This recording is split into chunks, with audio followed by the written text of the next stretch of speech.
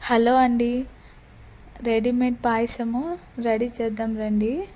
మొన్న చెప్పాను కదా మా సూపర్ మార్కెట్లో తీసుకున్నానని చెప్పేసి ఎలా ఎలా వస్తుందో ట్రై చేద్దామని చేస్తున్నాను.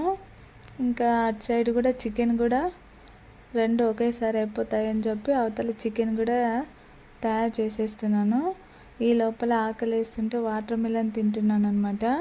ఆ ప్యాకెట్లో ఏముందంటే 7 to 8 minutes బాగా బాయిల్ చేసిన తర్వాతే పౌడర్ అనేది యాడ్ చేయాలని రాసి పెట్టారు. సో ఆ లోపల పొంగిపోకుండా ఉండడానికి కొన్ని వాటర్ చల్లాను అనమాట, బాగా బాయిల్ అవ్వాలని. మా ఆయన కూడా చూడండి చికెను బాగా వేయించుతున్నాడు అక్కడ. ఇక ప్యాకెట్లో పౌడర్ అంతా పాల పొడిలాగా అనిపించింది నాకు.